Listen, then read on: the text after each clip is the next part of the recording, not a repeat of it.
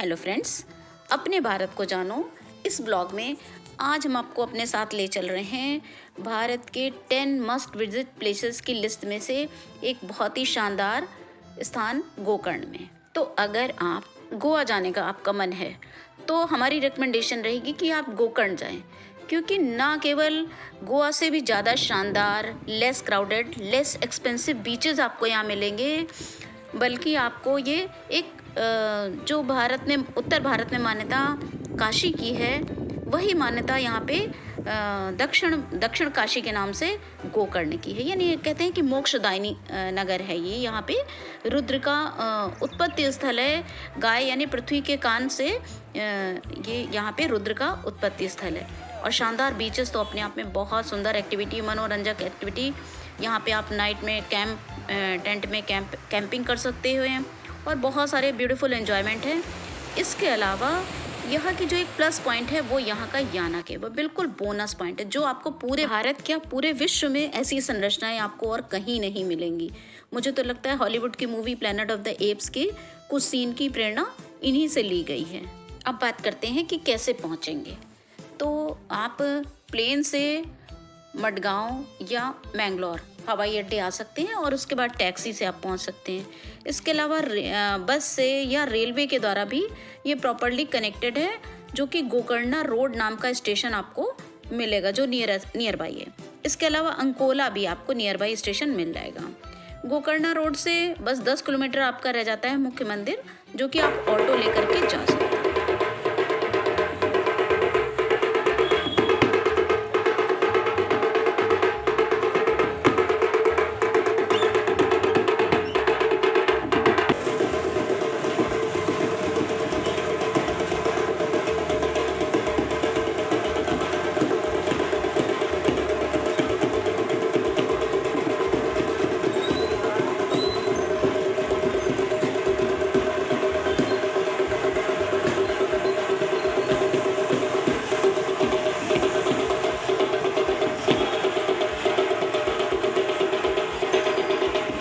हम लोग पहुंच गए मंदिर के पास और यहाँ पे शंकर जी विराजमान है महाबलेश्वर रूप में, महाबली।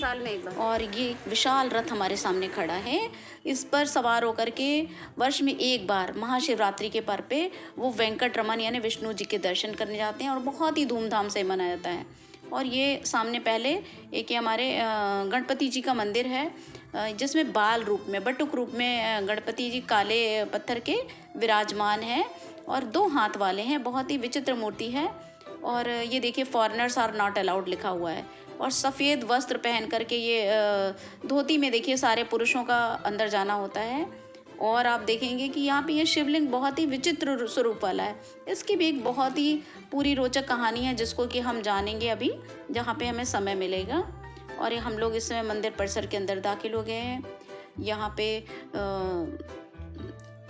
आदि गोकर्ण मंदिर है। ये आदि गोकर्ण मंदिर है, जो बहुत ही, ये ईसा पूर्व 4वीं शताब्दी की इसकी मान्यता है।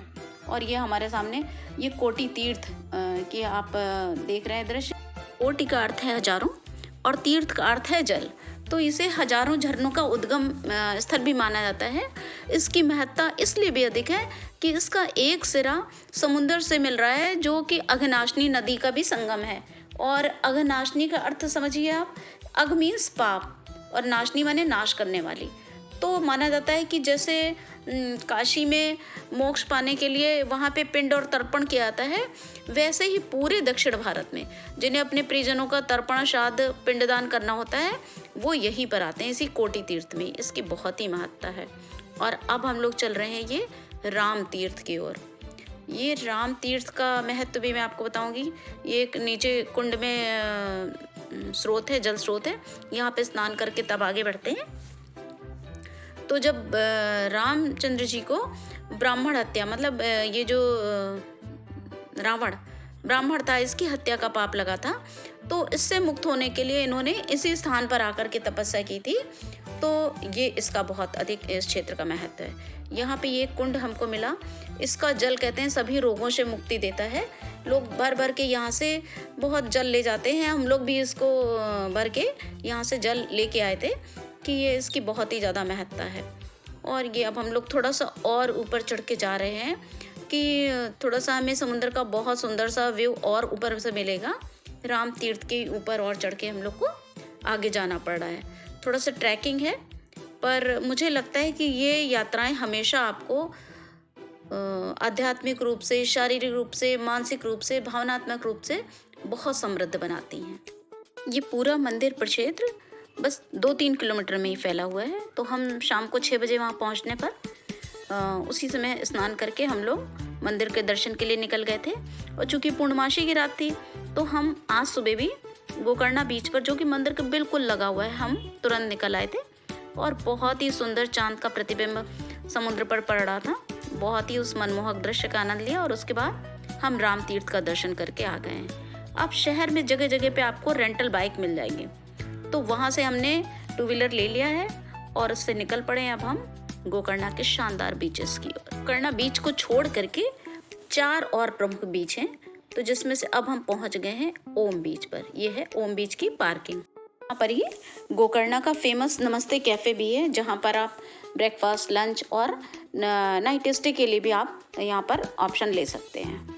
तो अगर आपने अभी तक इस वीडियो को लाइक नहीं किया है तो पहले लाइक कर लीजिए, और अगर इस घुमक्कड़ी को सब्सक्राइब नहीं किया है तो सब्सक्राइब कर लीजिए, क्योंकि आपके आगे बहुत शानदार नज़ारे आ रहे हैं और ऐसे यूनिक हैं जो आपको सिर्फ और सिर्फ यहीं पर ही मिलेंगे। इस समय हम लोग खड़े हैं सबसे शानदार ओम बीच पर। इसकी आकृति देखिए, आपको लगेगा, आप पहचान जाएंगे कि ओम की आकृति का है।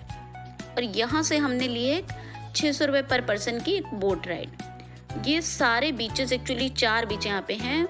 ये ओम बीच, हाफ मून बीच और पैराडाइज बीच, डॉल्फिन बीच, ये सारे इंटरकनेक्टेड हैं। ये ऊपर आप सामने अगर पहाड़ियों पे ट्रैकिंग करके जाएंगे तो भी आप इनमें जा सकते हो सारे में। बस इसमें टाइम थोड़ा आपको 5-6 घंटा लगेगा। तो हम लोगों ने 2 घंटे की एक तरीके से ट्रिप ले ली है। इससे हम सारे बीचेस देख पाएंगे और हमको ये आगे वो भी दिखाएंगे कि कहाँ पे अघनाशिनी नदी समुद्र में कहाँ से मिल रही है, वो भी इसके अलावा एक कुडले बीच, फेमस बीच और बचा है, जिसको कि हमने अपने शाम के लिए रखा है कि वहाँ पे हम सनसेट देखेंगे। अभी हमको ये यहाँ पे हाफ मून बीच पे भी उतारेंगे। यहाँ पे भी थोड़ा फन एक्टिविटी के लिए उतार देते हैं जिससे आप एंजॉय कर पाओ। और इस समय हम लोग हैं डॉल्फिन बीच पर। ये हमको दिखाने की कोशिश करें, यहाँ पे बोट को रोक लेते हैं, ये स्थिर कर लेते हैं और तमाम सारी डॉल्फिन्स बाहर निकल के अपना नृत्य दिखा रही हैं। कोशिश कर रहे हैं हम लोग, पर वो कैमरे में उतनी जल्दी आती नहीं है। जब तक हमारा कैमरा उधर होता है तब तक वो वापस पानी में छलांग लगा देती हैं। वो देखिए, हाथ निकाल के बच्चे पहचानने की कोशिश कर रहे हैं। वो देखो, वो दिखी। इसके अलावा हम लोग सवेरे गोकर्णा बीच पे गए थे, जहाँ पे मुख्यतः श्रद्धालुओं की भरमार रहती है और ऊँट राइड वगैरह, वहाँ पर भी कुछ एक्टिविटीज़ होती हैं। और अब हम लोग यहाँ पे हाफ मून बीच पे देखिए थोड़ा सा उतर गए। इसमें स्नॉर्कलिंग वगैरह थोड़ा सा करवाया जाता है। ये थोड़ा सा समय बिताने के बाद फिर हम लोग आगे चलेंगे ऐश्वर्य की तरफ, जहाँ पर समुद्र में मिलन हो रहा है अघनाशिनी नदी का। ये आपके सामने जहाँ पे पर्वत श्रृंखला का अंत हो रहा है, यही अघनाशिनी नदी का मुहाना है। और ये सिरसी से, जो यहाँ से 117 किलोमीटर दूर है, वहाँ से इसका उद्गम है और ये यहाँ पे आगे अरब सागर में मिल जाती है। इसके अलावा गोकर्णा के तट पर गंगा अवली नामक नदी भी अरब सागर में यहीं पर आकर के मिलती है। और अब हम लोग ये पहुँच गए वापस अपने ओम बीच पर। हमारी राइड पूरी हो गई है और यहाँ से अब हम पलट लेते हैं अपनी बाइक से ही एक बहुत ही शानदार यात्रा के लिए। तो फिर चलते हैं अमेजिंग याना केव्स के लिए। शहर से गोकर्णा शहर से याना केव्स की दूरी लगभग 40 किलोमीटर है। तो बहुत ज़रूरी है कि आपकी गाड़ी की टंकी बिल्कुल पेट्रोल से फुल हो, क्योंकि रास्ते में कोई भी आपको पेट्रोल पंप नहीं मिलेगा और आपको लंबा रास्ता ही लेना है। ये ज़्यादा सेफ़ है और आपको लौटने में आपको इसी में ही विभूति फॉल्स भी मिलेगा। ये थोड़ा 5-6 किलोमीटर पहले पड़ेगा याना केव से। तो लगभग हम पहुंच ही गए हैं। एक बहुत ये भी शानदार रास्ता भी है याना के एंट्रेंस पर, और यहाँ पे हमें अपनी गाड़ी पार्क करनी पड़ेगी। फिर यहाँ से अब हमको करीब 5 किलोमीटर की पैदल ट्रैकिंग करनी है। इसके बाद ये भी बिल्कुल घने जंगलों के बीच से रास्ता है। बहुत ही शानदार अमेजिंग रास्ता है। आप इस रास्ते को भी कभी नहीं भूल पाएंगे अगर एक बार आप यहाँ आए। थोड़ा आपको सिक्योर रहना है। याना फेमस है भारत में 2nd नंबर का और कर्नाटक में 1st नंबर का सबसे साफ, स्वच्छ और वेट गांव है। तो आपको यहाँ पे बरसात के मौसम में आने से बचना है। सबसे सही सीजन तो आपको अक्टूबर से लेकर के फरवरी मार्च तक का है। इसी बीच में आपको शिवरात्रि का महापर्व भी आपको यहाँ पर उत्सव में शामिल होने का भी आपको मिलेगा।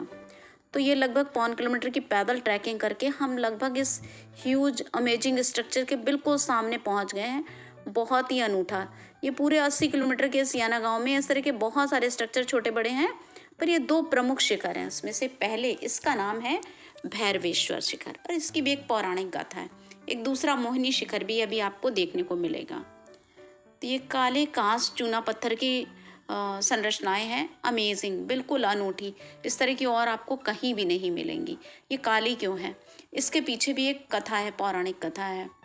तो कहते हैं कि उस समय वृक्कासुर नाम का एक दानव था जो शंकर जी को, वो सामने आपको मोहिनी शिखर दिखाई दे रहा है। तो जो वृक्कासुर नाम का दानव था वो शंकर जी को प्रसन्न करके उनसे वरदान लेने के लिए उसने बहुत घोर कठिन समस्या की। और हमारे भोला भंडारी तो बिल्कुल भोला ही है, तो उनसे उसने वरदान मांगा जब प्रसन्न हो गए कि मुझे एक शक्ति दीजिए कि मैं जिस पर भी हाथ रखूं वो भस्म हो जाए। तो भोले बाबा तो भोले ही बाबा है, इन्होंने दान कर दिया। तो उसने कहा कि आपने मुझे शक्ति दे तो दी है, पर मैं कैसे मानूं कि यह सही है। मैं इसको पहले आपके ऊपर ही हाथ रख करके ट्राई करता हूँ। और बाबा के पीछे पड़ गया। अब वो आगे आगे शंकर भोले बाबा, पीछे पीछे ये वृक्कासुर। तो उन्होंने मन में ही मन में याद किया अपने विष्णु जी को, और विष्णु जी ने मोहिनी रूप का धारण करके, मोहिनी का स्वरूप धारण करके इसको थोड़ा भुलावे में डालने के लिए उसके सामने आ गए वृक्कासुर के। बहुत ही मोहिनी उसकी माया मुस्कान में उलझ करके वृक्कासुर ने उसके विवाह का प्रस्ताव रखा।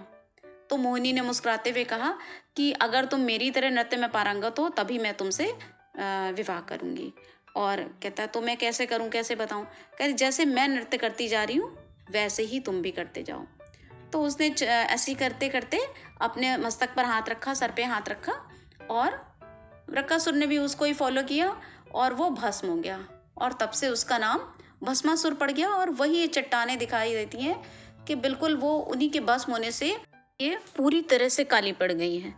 मतलब पूरी ज़मीन भी काली है, पूरी सभी चट्टानें भी काली हैं। जब आप अंदर होते हो तो अपनी लघुता से अभिभूत हो जाते हो, और जब आप इनको बाहर से देखते हो तब आप इनकी विशालता से अभिभूत हो जाते हो। मतलब उसका वो उस क्षण वहाँ पे खड़े होकर के जब आप इनको देख रहे होते हो तो फिर कुछ और आपके दिमाग में नहीं आ पाता है।